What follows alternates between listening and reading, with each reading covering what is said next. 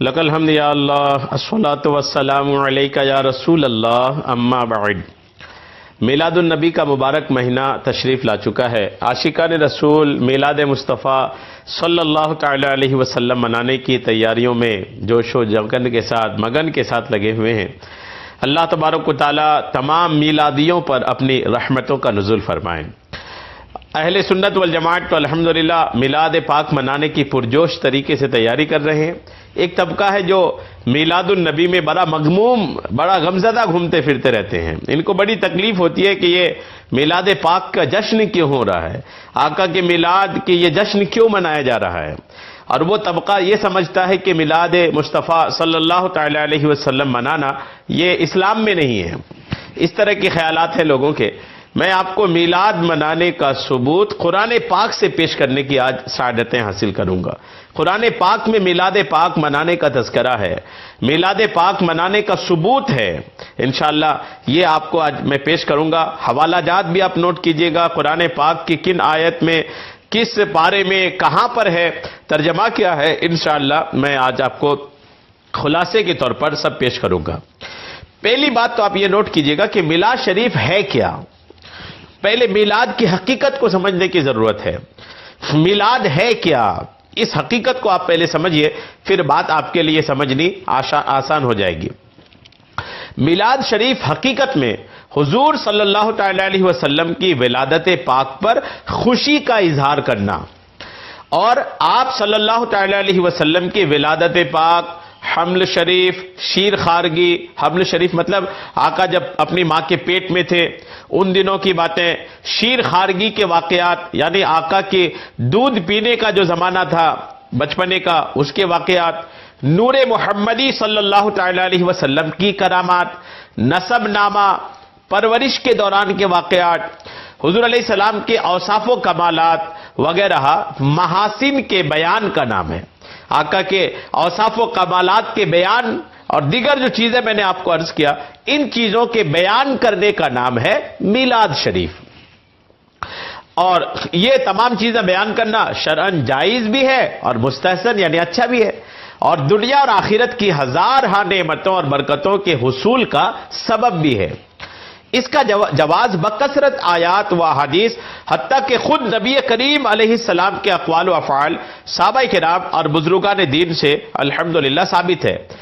اگرچہ جواز کے لیے یہ دلیل کافی ہے کہ اس کی ممانعت شریعت سے ثابت نہیں ہے۔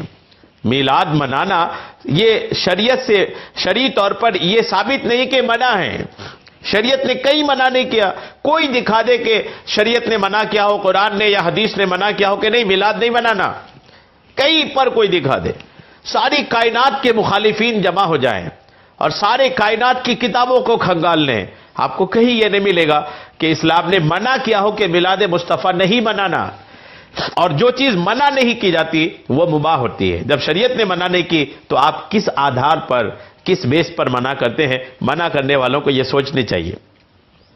جس کام سے اللہ تعالیٰ رسول پاک نے منع نہیں فرمایا وہ کسی کے منع کرنے سے منع نہیں ہو سکتا۔ اس کے علاوہ میلاد کے جواز و استحسان پر آپ دلائل ملاحظہ فرمائیں۔ ذکر ولادت اور تذکرہ رسول اکرم نور مجسم صلی اللہ تعالی علیہ وسلم آیات مبارکہ سے دیکھیں، قرآن پاک سے دیکھیں۔ آیت نمبر 1، اللہ عز و جل کا فرمان، وَإِذْ أَخَذَ اللَّهُ مِيثَاقَ النَّبِيِّينَ لَمَا آتَيْتُكُم مِّن كِتَابٍ وَحِكْمَةٍ، پوری آیت ہے، آپ پوری آیت کا ترجمہ کنز الایمان سنیے۔ اللہ فرماتا ہے، اور یاد کرو جب اللہ نے پیغمبروں سے ان کا عہد لیا جو میں تم کو کتاب اور حکمت دوں، پھر تشریف لائے تمہارے پاس وہ رسول کہ تمہاری کتابوں کی تصدیق فرمائے، تو تم ضرور ضرور اس پر ایمان لانا اور ضرور ضرور اس کی مدد کرنا۔ فرمایا کیا تم نے اقرار کیا اور اس پر میرا بھاری ذمہ لیا؟ سب نے عرض کی ہم نے اقرار کیا۔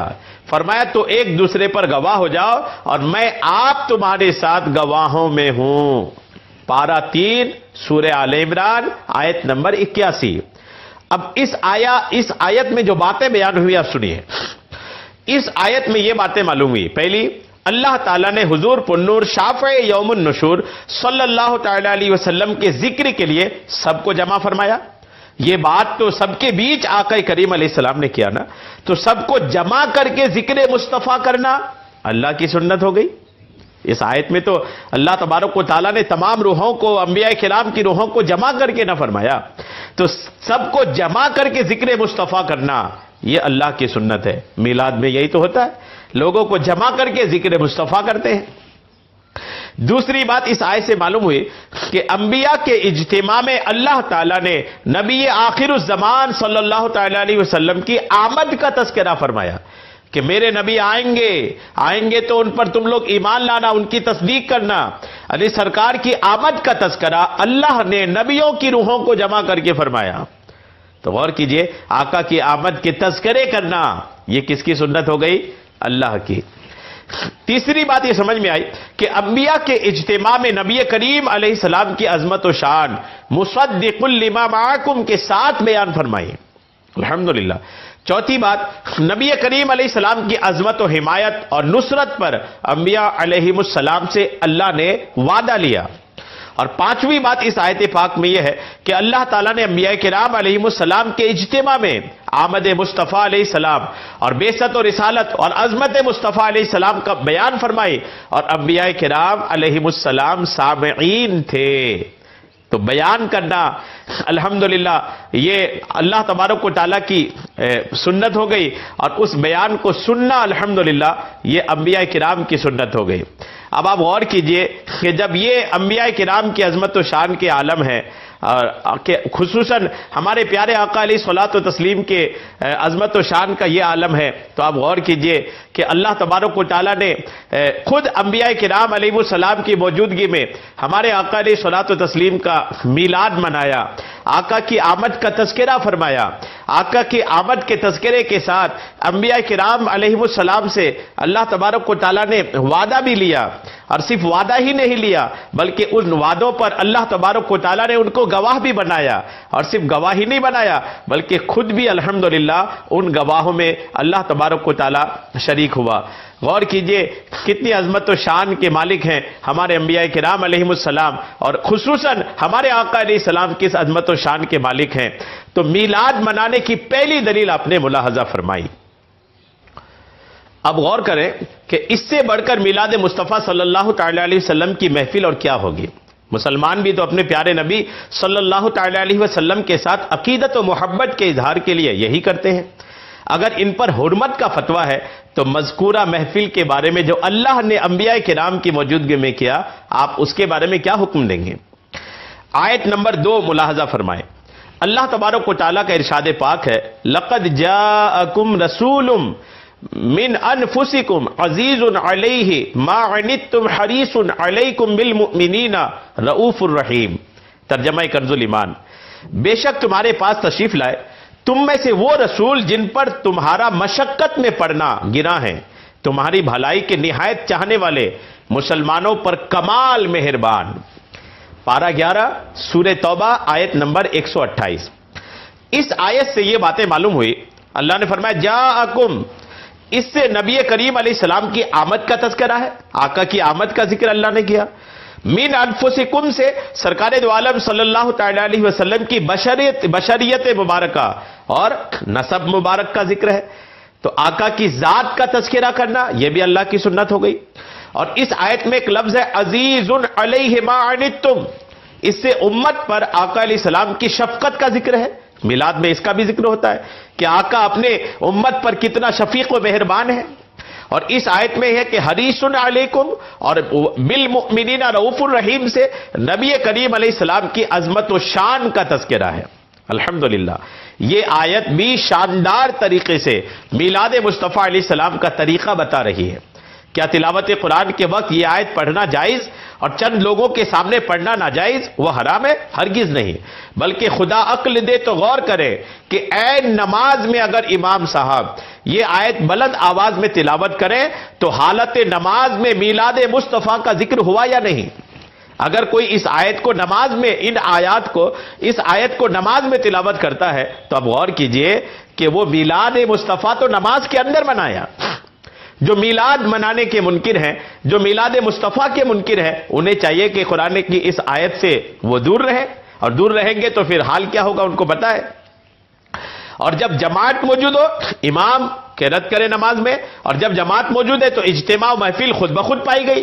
اجتماع بھی، محفل بھی، اور امام نے قرات کر کے میلاد بھی منا لیا. لہذا اس کا انکار نہ کرے گا مگر وہ جو نماز میں تلاوت قرآن کا ہی منکر ہو. تیسری نمبر آیت آپ ملاحظہ فرمائے میلاد مصطفیٰ کی دلیل پر. اللہ عز و جل کا ارشاد ہے، قل بفضل اللہ وبرحمتہ فبذلک فلیفرحوا ھو خیر مما یجمعون. ترجمہ کنز الایمان. اللہ نے فرمایا تم فرماؤ اللہ عز و جل ہی کے فضل اور اسی کی رحمت اور اسی پر چاہیے کہ خوشی کریں، وہ ان کے سب دھن دولت سے بہتر ہے. پارہ 11 سورہ یونس آیت نمبر 58. اس آیت کریمہ میں اللہ عز و جل نے رحمت خداوندی پر خوشی منانے کا حکم دیا ہے. اور کیا ہمارے پیارے آقا علیہ السلام سے بڑھ کر بھی کوئی اللہ عز و جل کی رحمت یا نعمت ہے؟ دیکھیے مقدس قرآن پاک میں صاف صاف اعلان ہے. اللہ فرماتا ہے وَمَا أَرْسَلْنَاكَ إِلَّا رَحْمَةً لِّلْعَالَمِينَ. ترجمہ کنز الایمان، اور ہم نے تمہیں نہ بھیجا مگر رحمت سارے جہان کے لیے. پارہ 17 سورہ انبیاء آیت نمبر 107. اور دوسری جگہ ارشاد فرمایا لقد من اللہ علی المؤمنین اذ بعث فیہم رسولا. ترجمہ کنز الایمان، بے شک اللہ کا بڑا احسان ہوا مسلمانوں پر کہ انہی میں سے ایک رسول بھیجا. پارہ 4 سورہ آل عمران آیت نمبر 164. پہلی آیت کریمہ میں سرکار علیہ السلام کی رحمت ہونے کا ذکر اور دوسری میں نعمت ہونے کا ذکر. اور اللہ تبارک و تعالیٰ نے قرآن کریم میں ہمیں اظہار نعمت کا حکم ارشاد فرمایا ہے. چنانچہ قرآن مجید میں ہے وَأَمَّا بِنِعْمَتِ رَبِّكَ فَحَدِّثْ.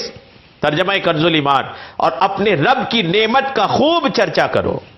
پارہ 30 سورہ دوحہ آیت نمبر 11. سرکار علیہ السلام کا نعمت ہونا اظہر من الشمس ہے. تفسیر ابن عباس رضی اللہ تعالی عنہ میں اسی آیت کے تحت اسی جگہ یوں ہے کہ یعنی نبوت اور اسلام کی نعمت پر خوب چرچا کرو. خود آقا و مولا سرکار دو عالم صلی اللہ تعالی علیہ وسلم کا صحابہ کرام علیہم الرضوان کی موجودگی میں اپنی ولادت، اپنی عالی شان نسب اور اپنے کمالات اور بلند رتبے کا تذکرہ کرنا ثابت بھی ہے اور مروی بھی ہے. چنانچہ مصنف ابن ابی شیبہ جلد نمبر 7 صفحہ 409 میں، مشکات المصابیح صفحہ 513 میں، اور ترمذی شریف میں الحمدللہ یہ روایت موجود ہے. حضرت مطلب بن ابی وداع رضی اللہ تعالیٰ عنہ سے روایت ہے کہ سیدنا عباس رضی اللہ تعالیٰ عنہ بارگاہ رسالت میں حاضر ہوئے تو شاید سرکار علیہ السلام نے اپنے نسب کے بارے میں کوئی بات سنی تھی. چنانچہ آقا علیہ السلام ممبر شریف پر جلوہ گر ہوئے اور ارشاد فرمایا میں کون ہوں؟ صحابہ کرام نے عرض کیا آپ اللہ کے رسول ہیں، آپ پر سلام ہو. فرمایا میں محمد ابن عبداللہ بن عبد المطلب ہوں. بے شک اللہ عز و جل نے مخلوق کو پیدا فرمایا اور ان میں اچھوں میں مجھے رکھا، پھر ان اچھوں کی 2 جماعتیں کی تو مجھے ان میں سے اچھی جماعت میں بنایا، پھر ان اچھوں کے کئی قبیلے کیے تو مجھے اچھے قبیلے میں بنایا، پھر ان اچھوں کے گھر بنائے تو مجھے اچھے گھر والوں میں اور اچھے نفس والوں میں بنایا. ترمذی شریف جلد 2 صفحہ نمبر 201. تو اللہ تبارک و تعالیٰ کے رسول الحمدللہ اپنے نسب کو بھی بیان فرما رہے ہیں اور اپنے نسب کے ساتھ ساتھ آقا کریم علیہ السلام الحمدللہ اپنی پیدائش کو بھی بیان فرما رہے ہیں. غور کیجئے کہ آقا علیہ الصلوۃ والتسلیم کے میلاد منانے کے ثبوت پر قرآن پاک کی آیتیں بھی ہیں، قرآن کے ساتھ ساتھ الحمدللہ احادیث پاک بھی ہیں اور مزید بکثرت روایتیں ہیں جو اس بات کو ثابت کرتی ہے کہ آقا کے میلاد نہ صرف جائز ہے، مستحسن ہے، بابرکت ہے، اللہ کی سنت ہے، رسول اللہ کا طریقہ ہے. میلاد منانے والوں کو خوشخبری ہو کہ آپ میلاد منائیں اور میلاد منانے کے ساتھ ساتھ خوب آقا کریم کی سیرت کو سمجھیں، سنیں، اس پر عمل کریں. اللہ تبارک تعالی ہم سب کو میلاد پاک کی خوب برکتیں عطا فرمائے. آمین بجاہ النبی الامین صلی اللہ تعالی علیہ وسلم.